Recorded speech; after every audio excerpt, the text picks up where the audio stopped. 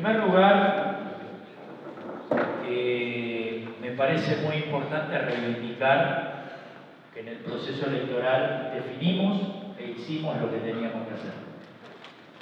Definimos e hicimos lo que teníamos que hacer. A las pruebas para mí.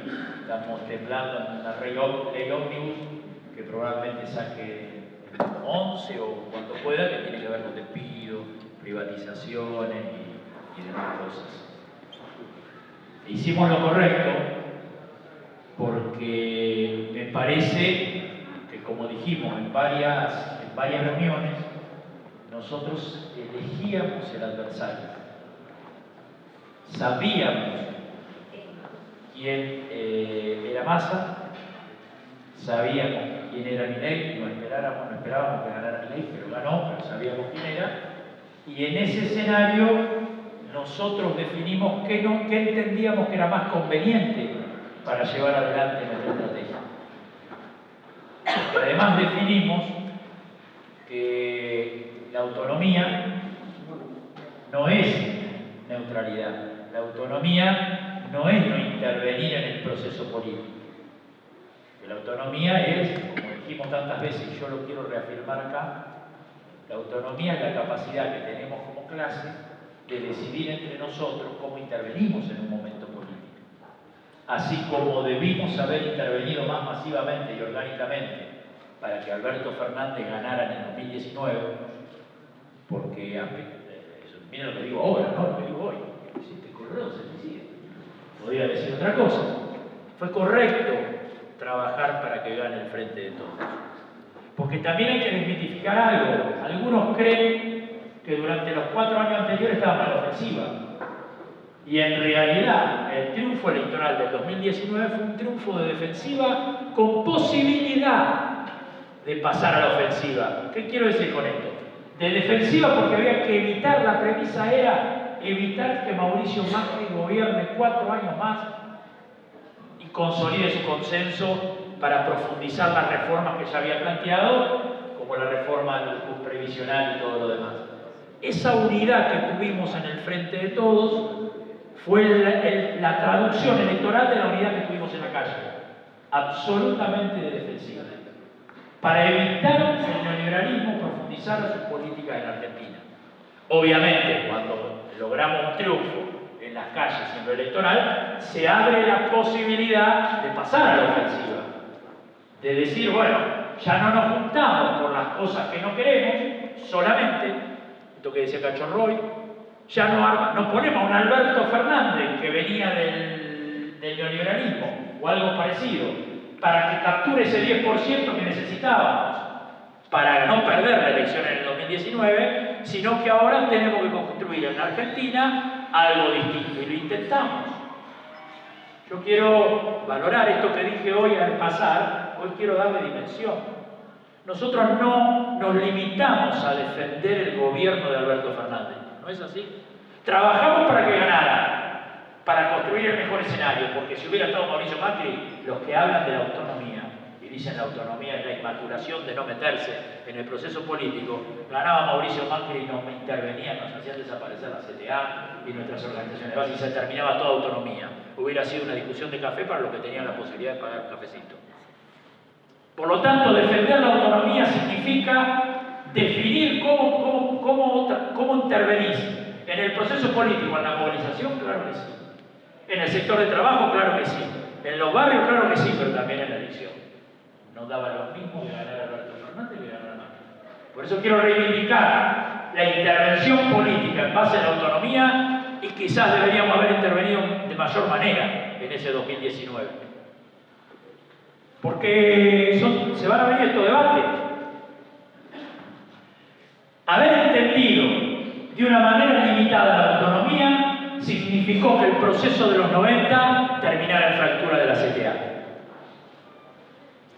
Haber entendido la autonomía como no intervención en una de las asambleas más grandes que tiene la Argentina, que las elecciones, que se dan cada 2 o 4 años, y depositar en una central lo que le correspondía a un partido político, y depositar en un movimiento político de liberación lo que le correspondía a una herramienta electoral, significó, compañeras y compañeros, Porque la brecha que se abrió en el 2001, cuando la sociedad argentina dijo no, que se vayan todos, la brecha que se abrió en el 2001 no la podemos haber capitalizado en términos políticos como expresión organizada de la clase trabajadora que construyó una experiencia nueva en la Argentina, que fue la CTA en ese momento, y todas las organizaciones que crecieron a su amparo o que se formaron. Porque si en el 2003, cuando había ausencia de proyecto político en la Argentina, era que se vayan todos, significaba eso. Que se vayan toda la mierda, no queremos, no nos enamora nadie. Y ausencia de liderazgo, porque Carlos Menem venía de un liderazgo tardío y sacó lo que sacó. Porque Carlos Menem era un líder. Carlos Menem era un líder. Que no lo queremos nosotros, que nos traiciona, lo que quieran, pero unía la pizza con el champán. Los grupos oligárquicos por el consenso de los sectores más postergados. Por eso pudo hacer lo que hizo. Milei. Digo, para ver dónde estamos ubicados. Pero no me quiero detener ahí. Quiero decir, la limitación política de no haber traducido la resistencia de los 90, de no haber puesto a jugar a los dirigentes con mayor prestigio de esa CTA en el plano electoral en el 2003, hizo que no pudiéramos capitalizar la construcción en la lucha que tuvimos en ese periodo. Y obviamente el espacio que deja uno lo ocupa otro. Y apareció el kirchnerismo como cuestión excluyente y exclusiva en el escenario político que había dejado vacante Carlos Menem, nos guste o no, había dejado vacante Carlos Menem, y en el cual la sociedad no lo convencía a nadie. Cuando hay ausencia de proyecto político y hay disputa de liderazgos, ahí es donde podemos terciar. Por eso alguien dijo que esta crisis genera una oportunidad. Es cierto que genera una oportunidad. ¿Qué hacemos con esa oportunidad? Es otra discusión. Es otra cosa. Genera dolor la crisis, pero también genera oportunidad, porque si no se les compremos los ataúdes y no, un par de armas y nos boleteamos. Pero digo, me parece muy importante discutir en términos de que no nos equivocamos. Yo quiero reivindicar la intervención política orgánica de nuestra central en las elecciones. No alcanzó, pero no estaríamos discutiendo el 31 de diciembre miles de despidos, estaríamos discutiendo la planta permanente, claro que sí. Pero una cosa es discutir la planta permanente y otra cosa es discutir miles de despidos.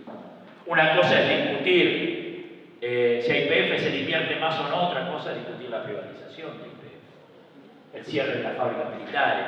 Digamos, la autonomía tiene como deber intervenir en el proceso político.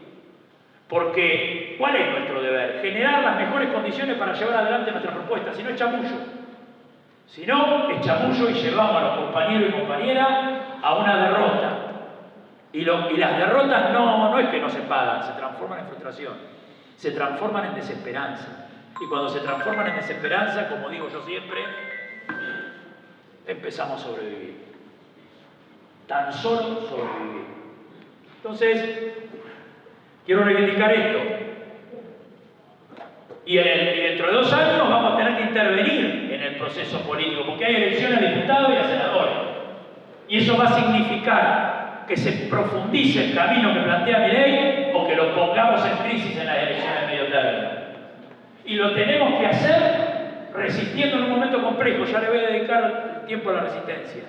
Resistiendo en un momento complejo, pero también pensando, compañeras y compañeros, que esa resistencia la tenemos que transformar en iniciativa política.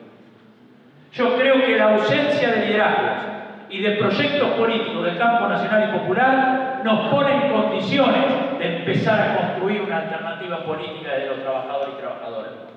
Porque si no, nos puede llegar a suceder lo del 2001, que como no vimos, no pudimos, no supimos, quienes capitalizaron en la década que siguió no fueron los compañeros y compañeras que construyeron las peleas y que tenían las propuestas. Y no me estoy quejando. No me estoy quejando. Estoy diciendo que en la década del 90, si hablabas de Moyano, te decían Moyano es un fenómeno, los que estaban organizados. La mujer de edad que miraba Canal 13 cuando iba al supermercado te decía, son todos los ladrones. Menos ese petizo, que era Víctor, menos eso de la carpa blanca, ¿no? Los que defendían la educación. Habíamos trascendido lo organizado. Éramos una posibilidad para lo que estaba afuera. Sin embargo, no supimos, no pudimos. Vaya a saber por qué, lo digo en el diario del lunes. Lo cierto es que en el momento de traducir electoralmente lo que habíamos acumulado en el escenario central como clase. No para ir solos, no lo sé. No para ir solos, ¿qué sé yo si para ir solo o no? Por ahí, de manera frentista, no hubiéramos puesto el presidente, probablemente no. Pero si hubiéramos sacado un 7 o un 9%, nos hubiéramos relacionado de otra manera con el proceso político de esos 10 años. Al no haber acertado en esa decisión, nos relacionamos desde la marginalidad política. Entonces, es muy importante intervenir en toda la línea, muy importante, porque, es más, no se hubiera fracturado la CTA. La fractura de la CTA no es entre buenos y malos. El que dice eso ofende a la militancia. Es en la forma de ver la intervención de la central en un momento histórico. Si nosotros hubiéramos planteado una experiencia política que hubiera sacado un porcentaje relativo, la CTA se mantenía unida porque tenía horizonte político. Al no ser capaces de hacerlo, se fracturó y ayudaron a dividirla desde el gobierno. Pero se fracturó por un debate político. Por un debate político de la época. Y esto es bueno tenerlo en cuenta. Porque si no son malos, son buenos, y es un problema de Disney. Y no es así. Nosotros y nosotras, entonces quiero ratificar, quiero ratificar, porque además estoy viejo, pero quiero seguir haciendo política, lo que los tiraron a los viejos por la ventana, no sé quién. Alguien dijo de los viejos que no deja de tener razón, pero yo salgo caminada. Entonces quiero reivindicar eso, ratificar el camino de intervención política. Ahora bien, ¿qué es ratificar el camino de intervención política? Es estar en todos los debates y en todas las disputas políticas que definen las condiciones previas para llevar adelante nuestra propuesta. Si hubiera ganado Massa, íbamos a hacer todo lo posible para pasar a planta permanente de los precarizados. Como no ganó Massa, tenemos que hacer todo lo posible para que nos echen la menor cantidad de compañeros y compañeras. Fíjense si cambia el contexto según los triunfos o no electorales. Ahora, a la vez que intervenimos en el proceso político, que no tenemos que renunciar, que tenemos que profundizar la construcción de unidad en el campo popular, además de las centrales sindicales, tenemos que además ratificar nuestro modelo sindical. Porque si nosotros no hacemos eso, voy a hablar de, esta parte no la pase, porque después por ahí hasta nos salimos juntos a marchar. Pero, no, y es probable, sí, como compañero UPCN quieren marchar con nosotros, para enfrentar al enemigo poderoso tienen que estar con nosotros. Dice, no, pero eso no quita que no somos los mismos. Porque el modelo sindical de UPCN, por tomar dos sindicatos, es con intervención política. Pero va subordinando permanentemente la participación de los trabajadores a esa intervención política. Con lo cual, como resultado, queda subordinado a la estrategia de gobierno y de los privilegios de la dirigencia. Nosotros tenemos que profundizar la intervención política, pero ratificando nuestro modelo sindical. Porque si no nos vamos a convertir, cuando hablo de ATE, si no nos vamos a convertir en un PCN. Hoy, mi organización de base, ATE, o profundiza y ratifica el modelo sindical de asamblea, de delegado, de seccionales, de formación política y demás, y profundiza la intervención política, se convierte en un PCN. Porque si relativizamos la asamblea por acuerdos políticos con los gobiernos, estamos pegándonos un tiro en las patas porque perdemos nuestro poder, desde el cual nos relacionamos con el gobierno. Cualquier gobierno se relaciona con uno, lo que dijo Cachorro, porque tenés poder. ¿Tu poder dónde está? En el sindicato, en la asamblea, en la organización del sector de trabajo, en la creación de seccionales, en que los cuadros, los dirigentes, por eso la formación es clave. Ahora, ¿qué tipo de formación es y a dónde va? ¿Qué tipo de formación? El debate, que los dirigentes tienen un horizonte político común, que son conscientes que solo si hay un gobierno popular vamos a poder vivir mejor, que no se puede vivir mejor con un gobierno neoliberal fundamentando que uno no interviene en el proceso político, que es autónomo. Bueno, eso implica formarnos en una estrategia.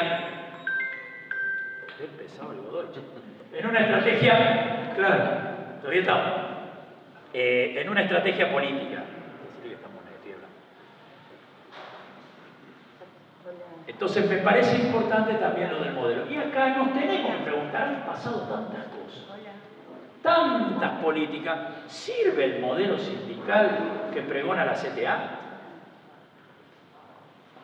Digo, lo tenemos que poner sobre la mesa, porque si no lo ponemos sobre la mesa, capaz que estamos siendo mecánicos. Acá se habló mucho de no ser mecánicos, yo estoy de acuerdo.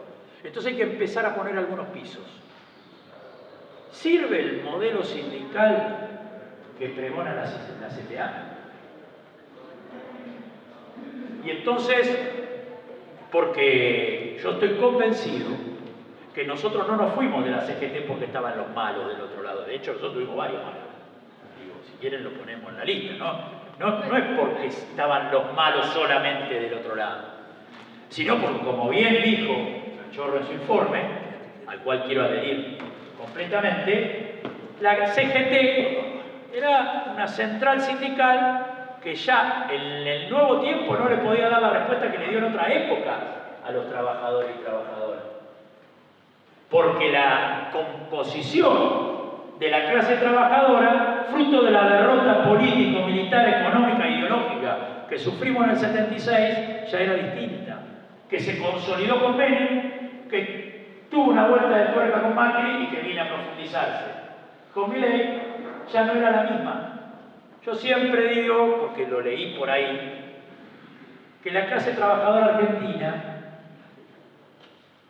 en la década del 60 trabajaba en blanco, formal, para no hablar de blanco, negro, como me sale con racismo, formal, trabajaba en la formalidad en un 93%. Entonces, cuando paraba la CGT con toda su vertiente, te armaba un quilombo bárbaro.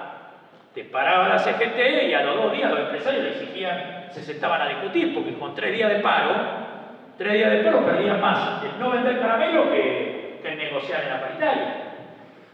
Claro, pero nos organizábamos en la fábrica, en el sector de trabajo, el 93% de los laburantes estaban en blanco, teníamos una expresión marginal de desocupado y de precario. Entonces la disputa por la CGT era clave. Yo orgullosamente vengo de la CGT, porque hay una tradición en la CGT de dirigentes que dieron la vida. Porque si decimos que todos los dirigentes de la CGT son jodidos, y además actualmente hoy, yo también lo quiero poner en discusión, porque es una visión gorila del movimiento obrero. Hay miles de delegados, dirigentes de base regionales, que sueñan como nosotros que se puede cambiar la realidad. Ahora, ¿creen que esa estructura organizativa es la que puede cambiar la realidad? Porque en un tiempo era el movimiento obrero más importante del mundo. Te paraba un lunes, paraba el martes y te negociaba el miércoles. Pero era el más importante del mundo en capacidad de fuego. Ahora, la desestructuración de la economía, la incorporación de la tecnología al servicio del capital y no de los seres humanos, hizo que apareciera el fenómeno y la desestructuración del movimiento popular, porque la dictadura militar vino a eso, a destruir la potencialidad del movimiento popular y fundamentalmente del movimiento obrero, hizo que la realidad de la clase trabajadora cambiara. Apareció el fenómeno de la desocupación, el de la precarización laboral.